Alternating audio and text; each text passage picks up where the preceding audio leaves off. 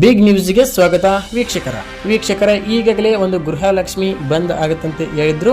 ಅದೇ ರೀತಿ ಶಕ್ತಿ ಯೋಜನೆ ಕೂಡ ಬಂದ್ ಆಗುತ್ತಂತೆ ಹೇಳಿದ್ರು. ಈಗಾಗಲೇ ಇದೊಂದು ಸುದ್ದಿ ಹರಿದಾಡುತ್ತಿದೆ ವೀಕ್ಷಕರೇ ಇದು ಸಂಪೂರ್ಣವಾಗಿ ಯಾವುದೇ ರೀತಿ ಇನ್ನೂ ಕೂಡ ಬಂದ್ ಆಗಿಲ್ಲ. ಯಾಕೆಂದರೆ ಎಲ್ಲಿ ಅಧಿಕೃತವಾಗಿ ಯಾರು ಕೂಡ ಬಂದ್ ಮಾಡ್ತೀವಂತ ಹೇಳಿಲ್ಲ ವೀಕ್ಷಕರೇ. ಅಂದರೆ ಈ ಸದ್ಯ 11ನೇ ಕಂತು ಜಮಾ ಆಗಬೇಕಾಯಿತು ಈ ತಿಂಗಳಲ್ಲಿ 10ನೇ ತಾರೀಕಿನ ಒಳಗಡೆ ಯಾವಾಗಲೂ ಜಮಾ ಆಗ್ತಿತ್ತು ವೀಕ್ಷಕರೇ. ಗೃಹಲಕ್ಷ್ಮಿ ಇನ್ನೂ ಕೂಡ ಜಮಾ ಆಗಿಲ್ಲ. 10ನೇ ತಾರೀಕಿನ ನಂತರ ಆಗ್ಬೋದು, 10ನೇ ತಾರೀಕಿನ ಒಳಗೆ ಆಗ್ಬೋದು. ಯಾವುದೇ ರೀತಿ ಅಡೆತಡೆಯಿಂದ ಇದೊಂದು ಕಂತು ಇನ್ನೂ ಕೂಡ ಜಮಾ ಆಗಿಲ್ಲ ವೀಕ್ಷಕರೇ.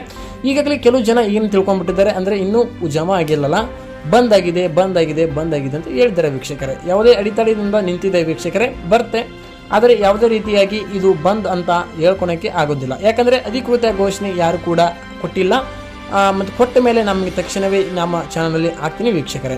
ಈಗಾಗಲೇ ಸಂಪೂರ್ಣವಾಗಿ ಗೃಹಲಕ್ಷ್ಮಿ ಚಾಲ್ತಿಯಲ್ಲಿದೆ ಮತ್ತು ಅದೇ ರೀತಿ ಶಕ್ತಿ ಯೋಜನೆ ಕೂಡ ಚಾಲ್ತಿಯಲ್ಲಿ ಇದೆ.